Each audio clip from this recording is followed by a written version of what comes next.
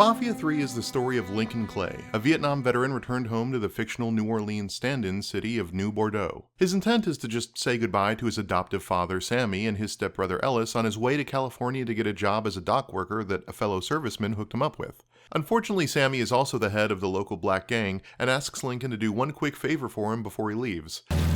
Still say this is the craziest goddamn thing I ever heard. Using real money to rob the feds. Well, hell, man, not like this is our cash. This all came from Scaletta. Besides, peanuts compared to what we're gonna haul out of there. This goes wrong when the Italian mob decides they'd rather just shoot everyone than split the cash. You know something, Lincoln? You're possibly the baddest motherfucker I ever laid my eyes on. You shouldn't have said no.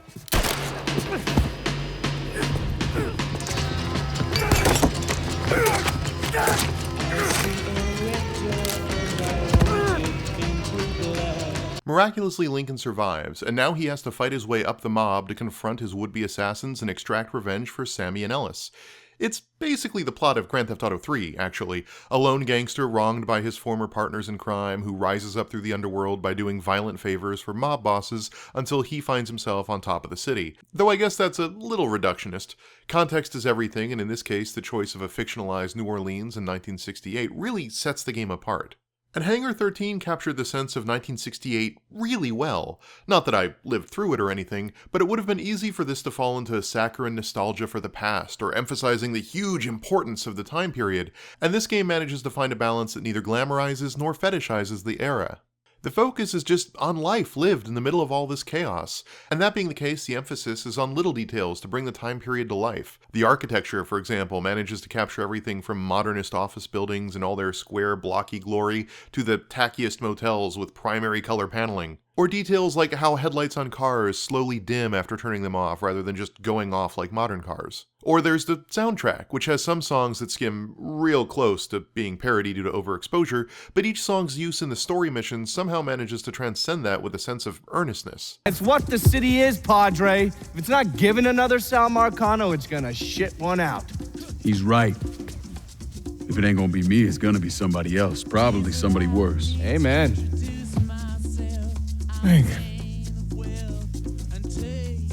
It's a best of 60s music kind of thing, but it casts a wide net, and most of the songs tend to resonate thematically somehow. The handling on the cars seems time period appropriate. Large metal boats and souped up muscle cars that have a heft and momentum about them that makes stopping or changing direction hard, but feels accurate to the setting. Even the collectibles work to sell you on the era. Record sleeve artwork, Vargas pinup posters, vintage Playboy issues, and Hot Rod magazines showing off the muscle cars of the time. Mafia 3 grounds itself in a vision of 1968 that tries to be accurate and familiar, but above all emphasize the cultural differences between now and then. It's a game that tries to show the period's race issues not as cartoonish evil. Are you gonna throw it, or are you taking your coffee black these days? But as an insidious infection that quietly poisons society in plain sight. That might mean overhearing the racist rhetoric of the Native Son radio program, or overhearing NPCs discussing the shock value of that Star Trek episode where Kirk kissed Uhura. Despite taking place 4 years after the Civil Rights Act passed, there are still a few places with no colored signs that treat Lincoln as trespassing if he enters. This is still the Deep South. There's even a B story about two black Vietnam vets home from the war whose car breaks down, and when they go to a random house for help, they're shot dead by the white Korean War veteran who lives there. There's a little bit of, gosh golly, look how far we've come in 50 years in some of the subtext, but there's just as much of a reminder that this was at the end of the civil rights movement and easily within living memory. This was happening, and it was not that long ago. And in that setting, when Mafia 3 is on point talking about Lincoln Clay's quest for revenge in a deeply divided South, the game is utterly captivating. A lot of care is taken to give some depth to the entire primary cast. Even though pretty much everyone in this game is a monster, the writers go out of their way to frame them as empathetic monsters. No one in this game is a cartoonish, mustache-twirling villain, and no one is a cape-wearing hero. The game's antagonist, Italian mob leader Sal Marcano, betrays Lincoln in an attempt to go legitimate and spare his son Georgie the fate of most gangsters. Georgie, in turn, betrays Lincoln for his dad in the same way that Lincoln does horrible things in the name of his adopted father, Sammy. Your partners in crime, Vito, Cassandra, and Burke, are all shown to be liars and crooks and thieves, but all have been wronged by Sal directly in the past in ways that make them sympathetic. It's funny. Things get taken from us. We convince ourselves we have to go out and inflict the pain on someone else. A little man that's busted up inside of us. But it doesn't. No, it doesn't. Donovan, perhaps the most unhinged and cartoonish character in the game, helps Lincoln do his thing, but has a fanatical sense of patriotism and is willing to hurt pretty much anyone for his country. I mixed up a vial of fast-acting LSD. You know, same basic formula that we use as part of MK Ultra, and I gave it to Lincoln. He used a syringe and put a couple of drops into every drink he served. Within a couple of minutes, anyone who drank that concoction was whacked out of their goddamn mind. Even Father James, who Lincoln knew from his time in an orphanage, has spent a lifetime trying to atone for his wartime atrocities. When I was over there, crammed together with all the other disposable Negroes, all the hurt, all the rage I'd accumulated over my life came boiling up, and once it was out, well, you don't want to know. Everyone in this game is a sinner, but everyone has damage and vulnerabilities that give those sins a layer of complexity that is sorely missing in a lot of games. And this includes Lincoln Clay, who is not a champion of the people. He's not taking over rackets to dismantle them, but to profit from them. He's still running drugs and shaking down union bosses and pimping out women, and he's not above murdering people to hold on to that power. The witness mechanic is actually a great little way the game drives this home. If a citizen catches you doing a criminal act, there's a possibility they will attempt to call the police, forcing you to either flee or take care of the witness before they can get to a phone booth.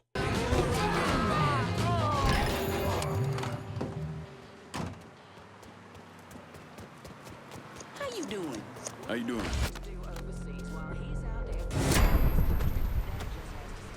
It's a constant reminder that Lincoln isn't above roughing up some innocent people to get what he wants. I mean, in one of the story missions, the guy crashes a ferry boat full of innocent gamblers, several of whom burn to death or get eaten by alligators just to get at one mafioso. But really, anytime the story takes over, the game's kind of a treat. The scripted missions are really strong. By the time you're facing off against someone like Lou Marcano, you've heard them on the radio, you've seen their enforcers trade stories about them, and you know why they've got to go to hurt Sal Marcano. Having clear motivations for characters is something video games tend to struggle with in general, and I can't tell you how refreshing it is to see two enemies face off that aren't just fighting because one is a good guy and one is a bad guy and fighting's what they do. And it helps that the actual design of these big set-piece levels is really impressive. A boxing arena burning to the ground around you after you sneak in as a fighter and win a few matches.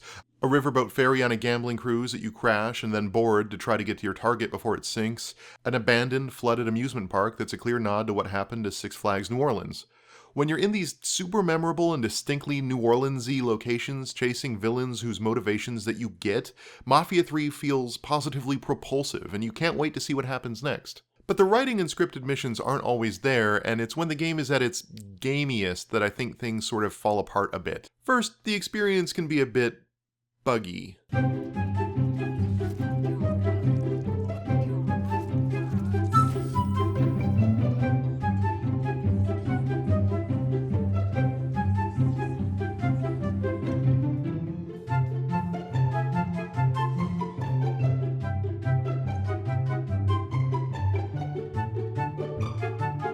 And that's not a deal breaker for me, but in the midst of a game about comparatively serious subjects, it can certainly take me out of the moment. And I've already gone over the Act 2 slump in my last video, where both gameplay and narrative sort of slow down for a few hours. Mafia 3 starts really strong, and it ends really strong, but there's a decent chunk in the middle that's just sort of a bit of a slog. And frankly, there's not much to be said about the game's combat and stealth systems. Being able to fluidly flow from stealth to combat and back to stealth feels really nice, and the pain animations on gangsters help you to juggle bad guys when you're found out or escape back into the shadows. It's really satisfying to pop out and grab one guy, then turn and shoot his partner, and I wouldn't say that it isn't enjoyable on some base level. I actually felt like I kept reenacting that final action sequence from Commando. And, take that as you will. It's engaging enough, but what really carries the game is its writing and thematic content. And speaking of, A few months back, I took a look at Deus Ex Mankind Divided, and I had some less than kind things to say about how it handled its themes. Mankind Divided isn't interested in digging into what causes oppression, or what happens to the oppressed, so much as it is interested in using the idea of a split, oppression-ready society as a cool setting for its action stealth adventure. And that, I think, is the core of why Mankind Divided, and big AAA games in general, struggle to be about very much. Big budget games are pleasurable power fantasies about being a cool dude or a cool lady first and foremost, and pretty much anything else is a secondary consideration. And now along comes Mafia 3, seemingly with the intent of getting me to eat those words. The game is undeniably a power fantasy in the Grand Theft Auto vein. You're a near-bulletproof action hero that I just compared to the guy from Commando. But the game also has race very much on its mind, and makes a point of highlighting social and cultural issues throughout its narrative, environmental design, and gameplay mechanics. So does it succeed where Deus Ex failed? Well, yeah, if only because Deus Ex's take on race relations was basically word salad. Mafia 3, on the other hand, has a very concrete view on racism, that it is repugnant and dehumanizing, but also ingrained into our culture and history in very fundamental ways that aren't easily erased. So just by nature of having something to say, it beats Deus Ex. But that doesn't necessarily answer the question that we're asking, does it? Does the fact that Mafia 3 is basically an action shooter undermine the game's attempts at commenting on social issues? One of their numbers is out there, right this very minute, slitting the throats of white men and women. I'd argue it probably does a bit, but in ways that are far less cataclysmic to the game's ambitions than Deus Ex. Part of that is that the game isn't just about race. Make no mistake, race is the primary focus, and it informs the game's themes and the behaviors of pretty much all of its characters. But I think that Mafia 3 is just as interested in Americana and the identity of America as a nation, and race plays a big role in shaping that identity. When Lincoln left his gutted body on a statue commemorating Andrew Jackson, people were horrified. I mean, how could that be anything but a political statement? It's set in the summer and fall of 1968, just months after the assassinations of Bobby Kennedy and Martin Luther King Jr. The last major bit of civil rights legislation from the 60s, the Fair Housing Act, had just been signed into law. America was rife with conflict and uncertainty, but it was slowly clawing its way towards being a more equitable nation. Sal Marcano points this out pretty much verbatim. The world is changing. Used to be people knew their place. Now everybody's screaming about equality. And now they all deserve a slice of the pie. Niggers, nicks, gooks, you name it. Our way of doing things won't work in a world like that. Lincoln Clay doesn't exactly employ a rainbow coalition, but uniting the Irish, Italian, and Haitian gangsters together to defeat a purely Italian mafia in 1968 is symbolic of those changing times.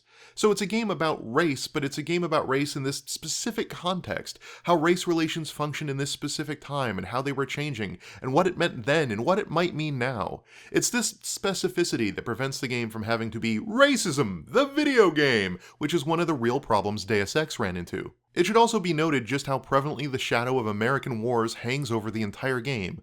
Both Lincoln and his CIA friend Donovan served in Vietnam, and the experiences there really define both characters. The game opens with multiple discussions about Lincoln returning home from war, what he saw overseas, and whether being home means he's really back. I was a Marine in the Pacific. You take it from me. Just because you're home doesn't mean you're back. You understand?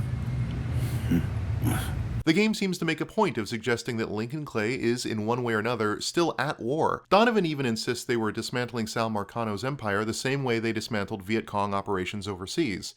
I mean, Lincoln's default outfit is actually his military jacket. Meanwhile, Father James served in World War II and has spent his entire life trying to cope with the horrific things he did there. It seems to be one of the reasons he was willing to help Lincoln despite the terrible things Lincoln would go on to do. He saw himself in a man trying to cope with having seen and done awful, awful things. And they establish early on that Lincoln didn't exactly have a great time in Vietnam. And the two topics don't overlap, at least not directly. It's one of the rare big-budget games that manages to actually be about more than one thing at a time, and with a level of nuance and complexity we rarely see. The war stuff doesn't really inform our understanding of race relations, and the race stuff doesn't really inform anything about American military engagements or the treatment of veterans coming home. Instead, they both work towards painting this specific moment in American history. Really, Mafia 3 functions almost like a genre piece. The Grand Theft Auto games have long tried to use their open worlds to capture a present-day moment of American popular culture and then exaggerate it for parody, using cars, radio stations, environmental design, and a heavy emphasis on scripted cinematic missions to do so. Mafia 3 works in that genre unironically and takes the formula from GTA almost verbatim, but uses those tactics to capture not a fleeting moment of popular culture, but the changing face of America in the midst of one of its most turbulent times. One gets the sense that if the game's about anything, it's about the end of a period of hopeful change, and that while progress is being made in some places, older, darker problems still remain. Again, it's the end of the civil rights movement, Nixon's about to be elected, and while Lincoln Clay has broken the color barrier for being a citywide mobster, what does that really mean? Father James actually has a quote about this topic that somehow feels increasingly prescient. There ain't never gonna be another Dr. King or Bobby Kennedy, but there always gonna be another Sal Marcano, another Sammy Robinson, another Lincoln Clay.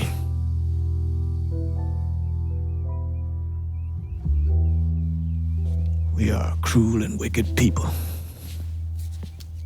I don't want to oversell the game. It's a little buggy, a little badly paced at times, and at the end of the day you're still shooting the hell out of everyone and everything.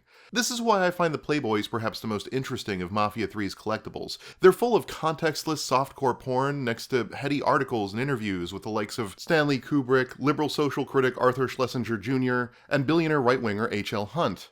They're a base indulgence in carnal pleasure next to something culturally relevant and maybe even a bit enlightening, all very much from this specific time period, and that's kinda what playing Mafia 3 feels like. A bloody shooting gallery parked right next to a bunch of nuanced character work, interesting themes, and a well-realized vision of the South in the late 1960s. And in that sense, I do feel that the power fantasy still manages to drag the game's nobler efforts down some. Its game systems lack the finesse and subtlety of the writing. That's not a critical blow, but it is hard to try to talk about the game's interesting racial subtext and commentary on American culture when so much of the actual time spent playing is just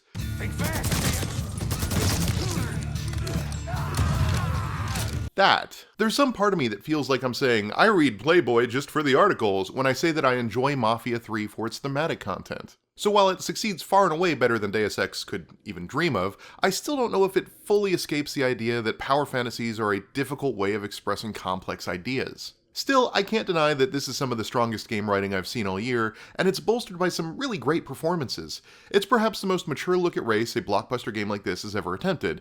And yeah, that's probably not saying very much, but all the same I've been mulling it over in my head for days after finishing it.